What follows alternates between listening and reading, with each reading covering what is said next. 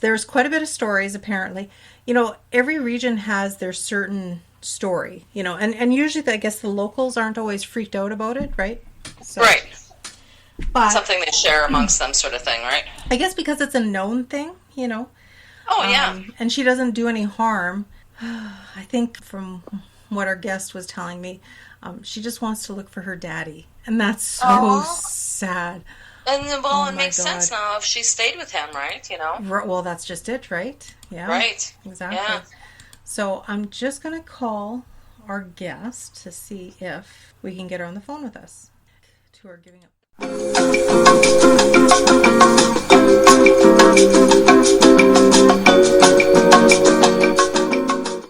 That's good. And you still live in Rapid City right now? No, I moved to Brandon 3 years ago. Oh, Oh. okay. Cool. Cool. Do you have Brandon stories too? Because we just covered We Brandon. had a lot of Brandon stories. Holy shit. Yeah. So funny. I watched or listened to your podcast, and I was like, "Holy Dinah, I didn't even realize all that stuff in Brandon." Right, eh? I know. Yeah. And that's kind of like, not to sound like on my soapbox or our soapbox, but that's kind of like what we're trying to do is preserve all these stories that people don't know of or they haven't heard of. And then we also like looking into the history of the stuff too, right? Like we kind of like putting it together, We'll do house research and stuff and we find out some pretty weird shit, that's for sure. Yeah. Oh, weird Like, family shit interesting, that's going on. Yeah. But it what we find is what we've been able to provide for people that are having stuff happen in their house that they don't quite understand or know what it is. Like, at least now they have a name of the person and they have a bit of an understanding of what time frame they come from, because I think the period that these people come from, and then, yes, they're dead people, yes, they're ghosts, but we still call them people because they're still people. They're just not alive, right? So, Yes. I mean, in saying that, it's kind of nice to know who you're talking who you're living with, right? Yeah. So that's what we kind of Absolutely. want to try and help people and just see what we can figure out and find out. Yeah. But yeah, Brandon's pretty cool. There's a lot of stuff there. I'm hoping we can get more stories, eventually as people clue into us and, Want to share with us. We're all Share about with the us, sharing. man. Yeah. So, such a cool story about the little ghost girl. Like, we didn't know Oh, yeah. that such a story existed. No, I didn't either. And I was born and raised in Rapid City, so I was really shocked about it all. Right. So Wow. I didn't read your story yet, recording, and we talked about the history of the father. I can't remember Grove. Frederick, I think. Right. But I think Yeah, when he defected from Germany, I think he called himself Felix or Okay. something. Like he Oh, had a was it? pseudonym because he Hang on. he Let had me look. defected and was hiding. Right. And then plus he was That's a writer right. too. With your story, do you want me to read it, Cher, or? Sure, you can start and we'll have a little play-by-play. Yeah. Again, we're joined by Melynda, who lives in Brandon, but she is a former Rapid City, Manitoba resident. She had sent us a question asking us if we knew the story about Phyllis May in Rapid City, which never heard of. Nope. So with yourself, you said you had moved back about 10 years ago, right? And then you had a friend. Yes. You said, my friend started telling me this crazy story about the little ghost girl on the highway. So I think she was nuts. I've never heard of any such nonsense. So my friend says the legend is that she's looking for her dad. You had said as well that, that's crazy. And then it wasn't about till like a week later. You said you were in your kitchen unpacking the boxes. And Yep. I'll let you take it from there. It was about 11 o'clock at night, and I was on the phone with my friend Cindy, and this little girl ghost just ran past me in the kitchen. And I was like, okay, like a little girl ghost just ran past me. And so Cindy starts freaking out. She's screaming at me on the phone, and she's like, you need to leave, like, get out of the house. And I said, no, it's dark outside. Like, I'm not going outside. Yeah. No kidding. Not going outside. So- Man, screw that. It's my house. I was scared enough in the kitchen. I wasn't going to leave. Yeah. Yeah. And so, kitchen, it's square. And so the L shape of the kitchen, there's the entranceway to my living room, and then the other side's the entranceway to my garage. Okay. So she ran from like the living room to the garage. So I was like, does someone need my help? And so I heard this. Oh. Like a tapping sound. And I was like, holy crap. I said to Cindy, that's not me. And she's like, I know. And she's like screaming her head off. So I walked over to the entrance by the garage, and over on the other side of the counter, I heard it again, the same tap, tap, tap, tap, tap, tap, tap, tap. Right. Wow. So I'm like freaking out. I don't know what to do. And I know my kids are sleeping, but I'm trying to rationalize this. I'm trying to like, that didn't happen. Like how did that just happen? Right. So I said, like, does someone need my help? And she's tapping. And so I said, sweetie, like, I don't want to go outside with you. I'd love to help you, but I cannot go outside with you right now. So Cindy's screaming at me, the little girl's tapping at me. I'm standing there just flustered. I don't know what to do. And so sure enough, I looked up Morse code because I thought it was SOS, and it was actually DAD. So I was like, oh my God, the legend is real and true. And I just witnessed it. But, you try to convince yourself that you didn't, because that's just crazy, right? Right.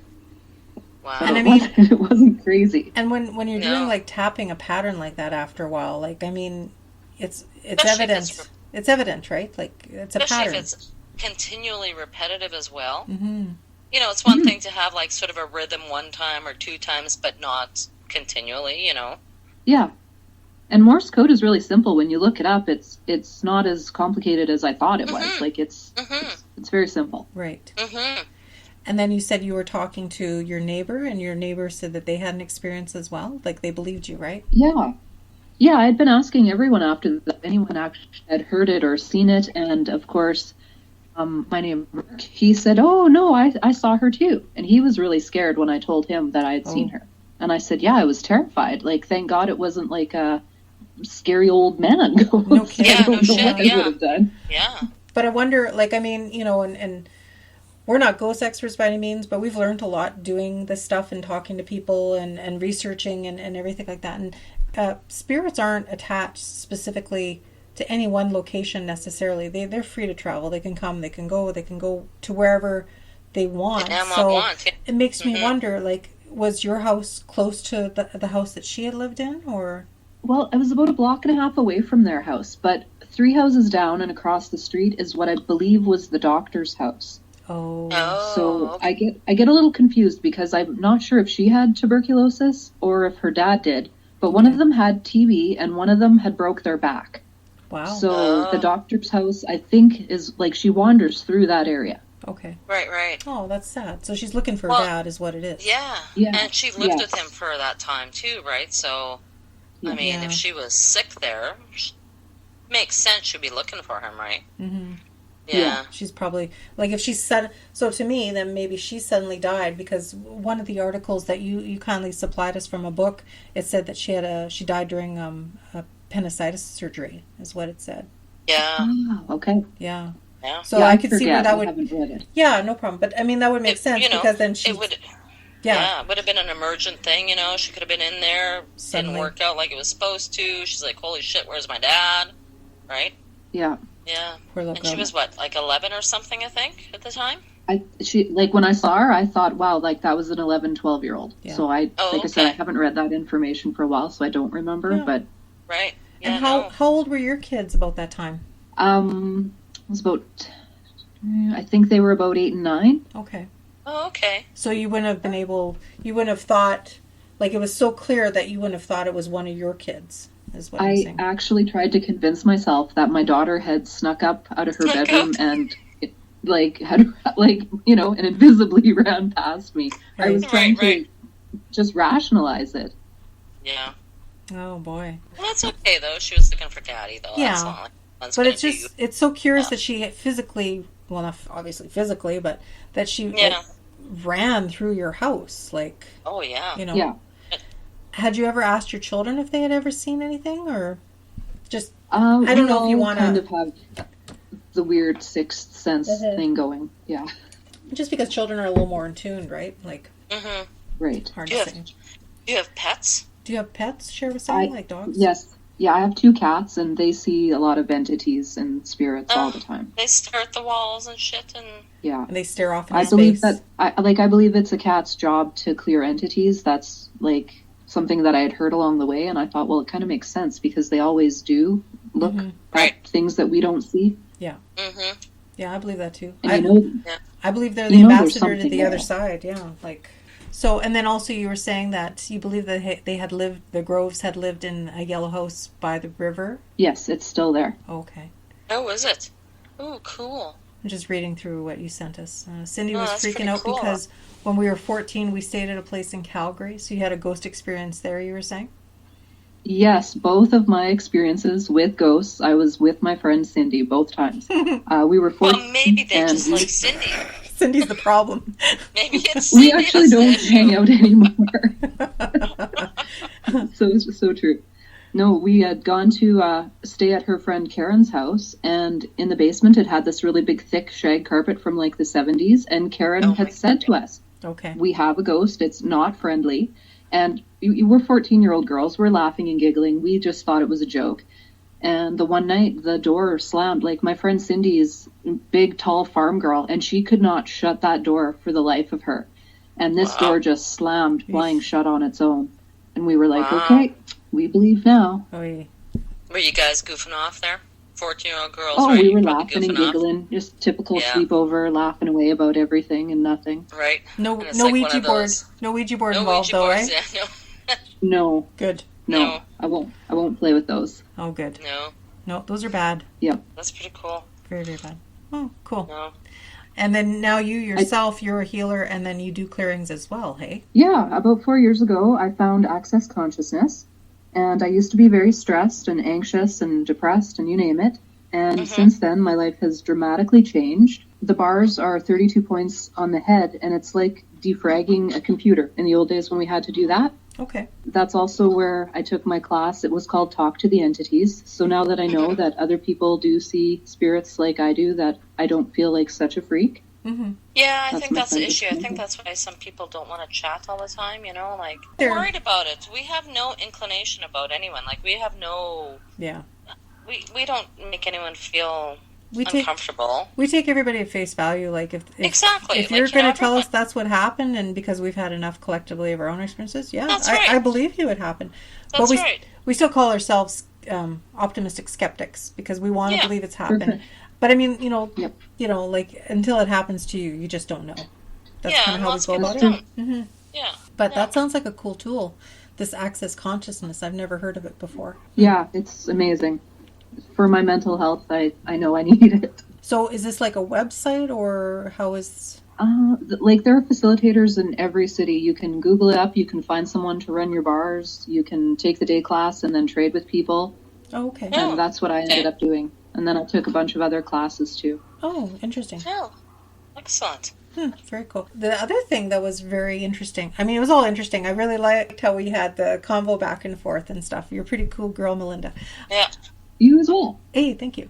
I want to know about, you said you used to give haunted tours at the Queen's Hotel. Can you talk about that, or is that a known thing? Or No. When I worked there, it was owned by Jim and Leanne called me one day and she said, I have some friends coming, and they actually came from Winnipeg, and they had video cameras and they took pictures all over, and there were so many orbs. There were orbs in the basement, there were orbs upstairs. It used to be a 3-story hotel, and now it's only 2. There was a fire, took out the 3rd floor. I can't remember what year either. Okay. But there's a lot of spirits.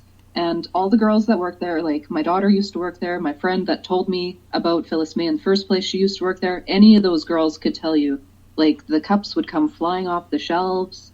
It was There was always something going on at the hotel. Oh, shit. Holy shit. Well, we gotta Google that crap. What's that? Sure. We gotta Google that. Yeah, like we want to look that up now and see what... maybe somebody died in the fire, if there was a fire. I can't remember it all. Mm-hmm. Somebody came from BU one time, and they were students doing ghost reports about Rapid City, and I told them all of this also, and they were just thrilled. Oh yeah, of course. Excellent. That's cool. Between Phyllis May and the hotel, there's a lot of activity there. Right. Interesting. And then getting back to Brandon, you were saying that you also worked at the ACC North. That's in Brandon, right? My friend Laura worked there. Oh, your friend. I'm sorry. She had to pick something up one time, and I walked in with her, and I felt dizzy instantly, and I said, "What is that?" And she said, "If you can feel that," she said, "don't go into the bathroom on the 2nd floor or whatever it was." And I said, "Who's in there?" And she said, "Oh, a very unhappy person is in there." Really? Was that she could tell you all about that. Was that the mental health facility that they were always talking about? It was, eh? Okay. Yeah. Well, hey, maybe and you they felt did dizzy horrific things.